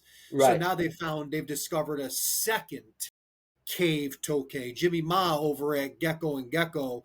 I don't know how. Do you talk to him, Jay? Whether he grabbed a couple or he had the one, but he made a No, pretty he. cool post showing Yeah, I off the just talked. differences. Yeah, yeah. I was just Very, on his very cool. post saying, yeah. I was like, damn, Very, because I saw very that cool for one, and then science. yeah, Yeah. I saw a few on Morph Market of a couple different Already? ones. Yeah, yeah, already. I I saw They think more Gecko Shiva. they have more of these things than they do in the wild. The morph market. Yeah, right? Yeah, I have no idea where or why they're suddenly becoming so popular, but I've started seeing videos of them pop up and they Makes me look cool. nervous. Makes me Yeah, nervous. And I yeah, don't want to sound like some, you know, weirdo because I'm a reptile keeper and I, I get it. But if these things were discovered a year ago, right? Like yeah. science hasn't even described them, Fadi. Science How are has they not even already in officially captivity? described them. And now all of a Yeah, sudden you got thousands in the hobby. Like pump the brakes, people. Pump the brakes. Slow down. Oh We're man. already sitting over here, raping these cave systems of a species that doesn't even, that science doesn't even know yet. I mean, I commend, I get the, the ambition, the eagerness and all, but geez, give them yes, pump the brakes. I like it. It's true. It's go true. observe them in the Yeah, wild, right? Like, wouldn't that be yeah, twice as cool? You're going to take all these a new animal discovered to science and put it in a box and tell them you're going to learn something. Go yeah. study them in the cave. Take all this money and go out there, go on a vacation and observe these things in their natural habitat. Then maybe we can decide whether they're good for the hobby or not, right? 100%. No, that's valid. Yeah. Valid. So with because like you said, you all yours that you got were wild caught, right? Or most of them Originally, yeah. original the group. So what was your wild caught setups to get them established in captivity? They're pretty similar to how I would keep them in how I'm keeping them in the racks right now.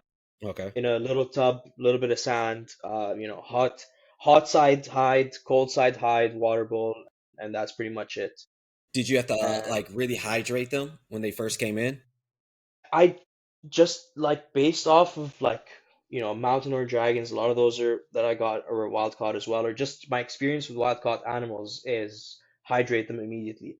I think like who knows how long they're on in transit for and when the last time they got a meal or water is or whatever. But yeah, I'll give them like little soaks and hopefully they're drinking water. I find they drink a lot more from being sprayed. Like if you put a consistent stream on them, eventually they will just start licking the water off their face or licking it off the glass as it's sliding down. So yeah, I try to hydrate them. I keep them quarantined for as long as I can. Yeah.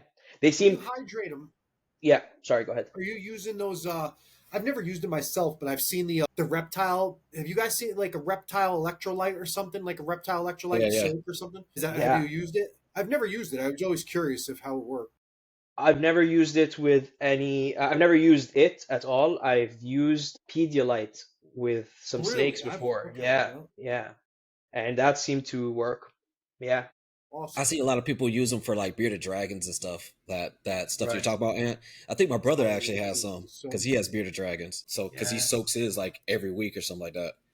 But Yeah. I always wondered that about bearded dragon. I've seen the same thing where they give them a lot of baths. So are we just maybe not giving them enough humidity and moisture in their enclosures that we need to give them the baths, or because they're not finding yeah, baths in the wild, right? That's what Like, I'm no, saying. They yeah, live in the it's outback interesting. of Yeah, Australia. What do they know that I don't know? I mean, yeah, they're just hanging out at the beach in the outback. I keep yeah, mine in a little maybe. bioactive. I keep them in a 120-gallon. There's no plants in it because these savages will eat them all. But I keep mine in a bioactive thing, and I have a water bowl in there. I have seen them drink out of their water bowl. Um, but after all these years, my guys are probably 7 years old now. My two bearded dragons, but they I'd say they get most of their hydration from their diet, from their the lettuces, their greens rather. But I keep water in there just because water is a clearly a an element of life, right? So I keep water in the enclosure for the isopods and the roaches and everything else I use in there. Can't say that I've seen them drink much or soak in it. I have given them baths, not for stuck shed or anything. They shed fine. I don't know why I've given them baths now that I think about it. Why did I ever give my bearded dragons baths? I don't well, know. But it I doesn't have. hurt. I don't think it hurts. Yeah. I think I just don't know why it's I just did it. yeah, it just makes you think like if you're doing it for a specific reason, like bat shed or whatever, then shouldn't they be technically able to shed equally as well in their enclosures, Should. or something's off? But Should. again, I don't know anything about your dragon, so I don't want to pretend to. Sure. Yeah, Yeah, I know nothing about them.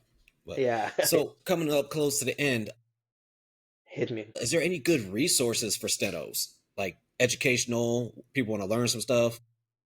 Unfortunately, not. Yes and no. Dion's Reptiliadis has been putting out. Yeah, he has the mini Oh yeah, sand the gecko Project series. Doom Got a geckos. lot. Project Dune Gecko, yeah, thank you. That's yeah.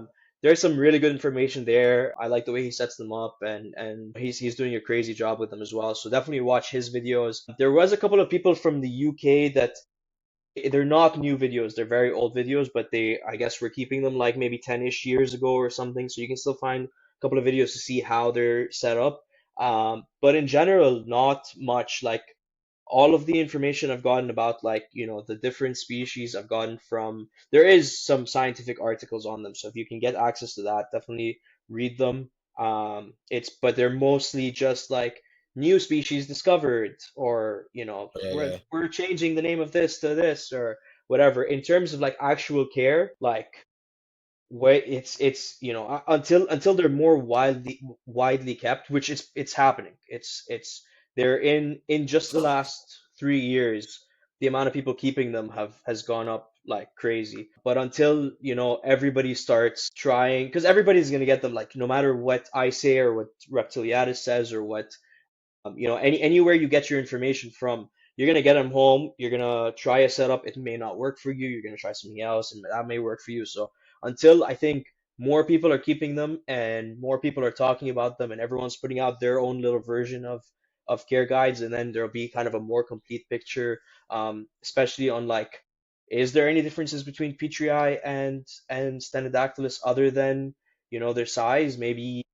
Petrii or Egyptian Sendactylus are, I think they come from like the more Jordan-ish area. Maybe the temperatures they're being kept from, or their temperatures in the wilds there, maybe there is a difference in heat, maybe there is a difference in humidity that we're just not thinking of. So yeah, like there is, to answer your question, there is some good information out there. There's enough information for a brand new keeper to feel comfortable into getting into the species and keeping them, but there isn't and there hasn't been enough like in-depth information like with ball pythons, crested geckos, leopard geckos, all those species that people have been keeping for many, many years, and many, many people have been keeping them. Yeah, yeah, it'll get there. It'll get there soon, I think, too.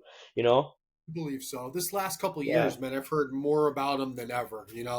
Over the yeah, last yeah, few years, 18 months. yeah, In all actuality, they're everywhere. yeah. Just It's cool. it's It's cool for it's species. interesting the shift. I remember like when I first started keeping them and trying to find some, and I spoke to one of the importers up here, and I'm like, "Hey, can you get me this?" And he just kind of like like scoffed at me, like, "Why?" He's like, "We used to See, get these." He told me we used to get these as feeders for $3 a gecko, see. and Yeah. and Well, it's the nobody same with the wanted Pictus them. geckos. It's same exact same thing, yeah. And they would sit in stores for months until somebody bought them, and now they're being sold wild caught at $100 Canadian, which I don't know what that is. It's Oh, not much. yeah. It's I usually see them out here for like 25 bucks or something like that.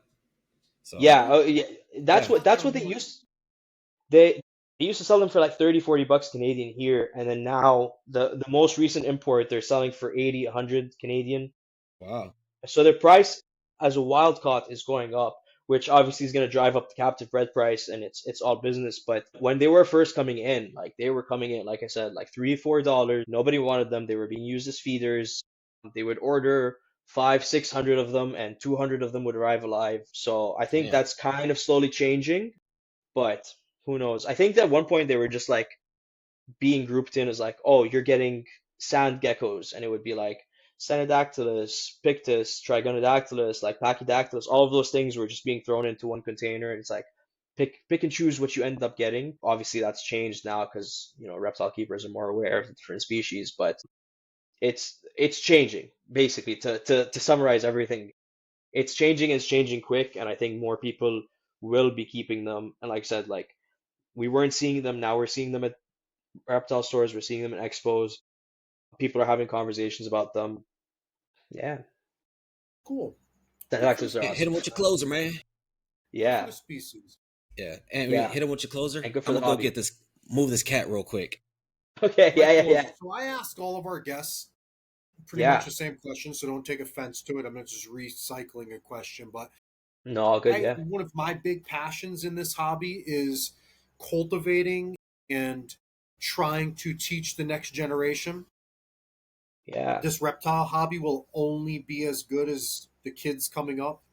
If a 10-year-old kid came up to you at a show or saw you on the street and said, I want to grow up and do everything you're doing. I want to be part of conservation. I want to have a huge, social media influence and, be a positive voice for reptiles. What advice would you give that 10-year-old child that wanted to grow up and have an impact on the reptile hobby that you do? Yeah, it's a great question. If they want to be on social media, the best answer is start now. If you're 10 years old, you start now. By the time you're 18, by the time you're 25, people recognize your name. Already know at 10 years old, it might be a little bit hard for, you to get the species you want because mom and dad might not let you, but it's not too early for you to start doing your research, start learning about the reptiles, start learning about all the different types of reptiles. Don't waste your time watching.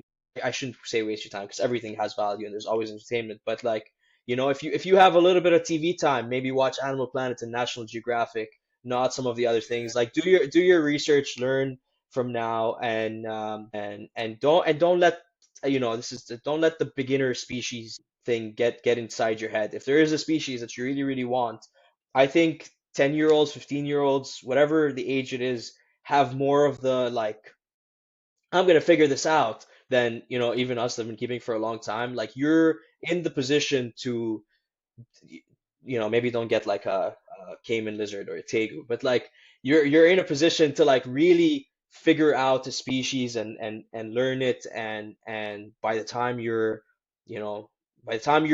old enough to be an authority voice or whatever, like a trusted voice in the industry, you already have all the information you need.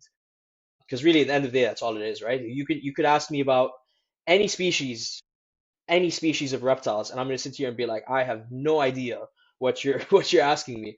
But because I've kept Stenodactylus or whatever, I can at least hold the conversation about them. And I think that's the only what I'm trying to say is get the knowledge now. Sure. It's never too early to start. So if you start, making a little bit of content here and there, if you can keep reptiles, obviously start keeping them, but learn everything. Take this time to kind of build your foundation of knowledge, because hopefully that's Great not too advice. much of a absent repetitive answer that you've heard from everyone else, but I think No, that's no, No, I probably great, like that. great Yeah, answer. Great advice. Get involved. It's thank you. never too early. Yeah, If you're yeah. yeah, 10 years old and you want to, do this, I'd say you're probably a year too late. No, I didn't see me too late, but you probably should have started a year earlier. You're yeah, never too young to start learning. I mean, you don't have to have animals. I mean, I love learning about animals I don't have. yeah, Great advice for children to absorb everything you can, learn everything, watch, like you said, screw YouTube. I mean, to a degree, and Facebook, watch these, Discovery Channel yeah, documentaries, man, these yeah, National Geographic documentaries. I mean, that's like again, at 40 years old, it's all I watch. Like, it's all I watch. Today I watched about like 2 hours before my cable went out about hummingbirds, dude. It's yeah, insane. The world of hummingbirds is wild. I'm watching these things in Patagonia, things I didn't even know these things existed. These species of all right. in Peru, Patagonia. Oh my God, so much. Every time you think you know it all, There's something else. Yeah, nature will absolutely. easily humble you. Nature will humble you. Yeah, yeah, Well, that's it, guys, kids. Learn, absorb. Yep. Now, 100%, hands Don't down. ever like I said, stop. Don't ever I've stop learning. always I've always disliked that term beginner reptile. I Me always too. say like the best beginner reptile is the one that you're going to do the research on. So, Correct. whatever, But if your you want, first like I one. said, Yeah, yeah, I mean, just like yeah, if you want that, that Amazon tree boa, but you never had anything, just do the research. Figure it out. If that's something that you want to, that's what you really want, go ahead and do it. Like I said, my first my first geckos I ever bred were chihuahuas and stropharis. I skipped everything that they said are the beginners. I skipped leopard geckos, I skipped crescent geckos, everything, because they told me Chihuahuas are really difficult to breed. So I was like, bet I'm getting them now. I Fuck it. got this. Yeah. No, it's okay. Strophares. I just love the way Strophares look. So I was like, I'm getting them things. So, but yeah. So my question is, what have been your biggest failures in your reptile journey so far, and what have you learned from them? That's a good one too. Stumped me. I never fail. I always succeed. No, I'm just kidding. Um, I don't even know. I'm sure I've had lots. I'm sure I've had lots of like failures, especially in terms of like trying to get a species to breathe and it not taking, and you kind of have to like tweak a little bit. I don't know if I can pinpoint an exact like this was what like destroyed me or this is a failure, but I think the answer to the second part of the question is like what have I learned? What have I learned in general is it's all trial and error. Like you gotta keep tweaking no matter what you read online. Somebody else's setup, their home environment is gonna be different. The ambient temperatures are gonna be different. Keep tweaking until what works for you works for you. And if it's broken, don't fix it. Because I've had a lot of species that I would say this actually. I've had a lot of species, including Stenodactylus, that I was like, I've nailed this. I figured it out. It's working great. And then, you get bored and you're like, let me tweak this, let me tweak this, let me tweak this, and they stop breeding. And now you can't figure out what you were doing before to make it work. And so, like, if it's broken, don't fix it. And sometimes reptiles just want to be left alone. Like, sometimes they do way better without you messing around and changing temperatures every, 10 days or whatever it is as you're trying to figure Is it the out. truth. So, 10 days is a Yeah. little bit of a stretch, but you know what I mean. Absolutely the Oh yeah, truth. Yeah, yeah. yeah, I think yeah. I hope that answers your question. Oh no, fine. Every answer is going to be different, so it just Right. depends on the person. That's all it is. Like Yeah. when I was first breeding Chihuahuas, I changed their setup like 4 times during a breeding season. It's just like, this doesn't look right. Let me try this. No, I don't like that. Boom, let's do this. Like, cause I had them in this huge like these. Or let me see, I got them right here. I used to have them in like this right here, this big old bin, and Yeah. giving them How plenty. was that? It's just a bin. It's a yeah. I have my cave geckos in there right now, but I had like I said, I had them in there, and she wouldn't lay in her lay bin, so she dropped eggs right on in a paper towel. I was like, are you fucking kidding me? So I had to make changes, and then I end up just calling my PVC guy up, like, "Hey, I need you to make me a cage now." So end up making a cage. So I'll keep the humidity in there; it'll stay, have some good moisture in there, so the egg wouldn't dry out if I missed it. And then just put the dirt in, boom, good to go. Now they lay like clockwork. Yeah. So it's just figuring shit out. Figure out what ticks for your reptile, and like I said, if it's not broke, don't fix it. No, if it's Yeah. broke, make some Trial and error. tweaks. Yeah. Yeah, If trial and it error. is broke, Yeah. Yeah, if it is Yeah. broke, go ahead and fix it. But if it ain't, Yeah. no, leave them alone. Let them be. They will figure shit out. Like I'm kind of interested in seeing what's going to happen next season for my Stropharis, because I took the male out. Like I leave him in year round, but this year he just would not leave the female alone. He constantly breeding. That's why I got 11 clutches. I was like, no, dude, you're sorry, you're moving out. You guys are going on a break. Yeah. Yeah. So we'll see what happens when I do the introduction. See if file a it. separation for him, Jay. Yep. File the legal separation. Right. Yeah. All right, Fadi. Where can everybody find you at, man? Yeah. Well, first of all, thank you guys very much for having me on. This was a lot of fun. Dude, I gotta have Thank you guys you. on this was on my awesome. podcast as well. Yeah. Daffy's Reptiles on everything. I don't really post on TikTok much, but I'm on there as well. Mainly on Instagram. You can also find me on Facebook or YouTube under Daffy's Reptiles. And then check out the podcast, Daffy's Roundtable. We talk about all things reptiles, kind of like this one. Guys, check them out. It's an awesome podcast, guys. You Thank guys you will very love much. it, honestly, man. Oh Check yeah. it out. It's Follow on them my on all Spotify. platforms, man. Thank you guys. Yeah, Show them the Gecko Exchange love, guys. And then appreciate you one guys. quick question: where did Yes. Daffy come from? So I grew up in the Middle East. And then so my name is Fadi, obviously, yeah. And then it was a high school nickname. And so when I moved to Canada, I was like, okay, Fadi. Maybe they won't. Maybe Canadians can't say Fadi. This is so funny because they say Fadi easier than they say Daffy for some reason. So yeah, I went with like one of my nicknames from when I was younger. It kind of, kind of sounds like an upside down Fadi to a certain extent. And I used to watch a lot of cartoons, so Daffy Duck, kind of Okay, all got you. tied into that. And Yeah. yeah, now I mean, I've been Daffy's Reptiles for 10 years now, and I kind of regret not just going with my name, but it stuck, so I'm cool with Phew, it. bro. Yeah, Phew. exactly. Yeah, Never yeah. regret it. That's awesome. Love it. All right. All right. Well, everybody, definitely have a great night, morning, afternoon, whenever you listen to this. So this podcast will be out Wednesday on YouTube, Thursday on Spotify, and so we'll catch you then. Peace. Peace. Stay weird, people. Love you. Later.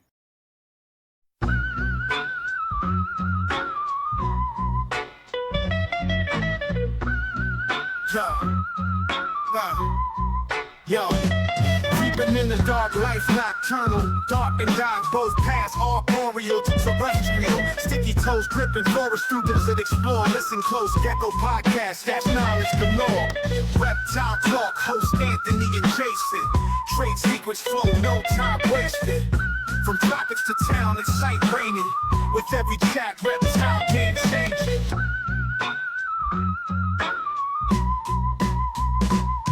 Escaping heat waves, tan under rays, desert sand echoes, sun blazing days. Little hustlers, camouflage a maze, catch them speaking wisdom, the wild on replay. Reptile talk, host Anthony and Jason. Trade secrets flow, no time wasted. From tropics to town, it's sight raining. With every chat, reptile game changing.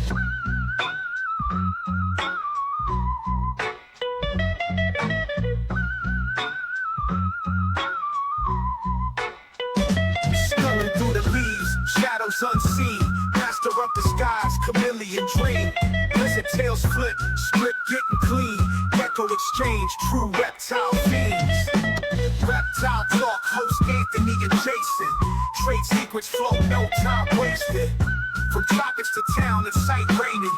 With every chat, reptile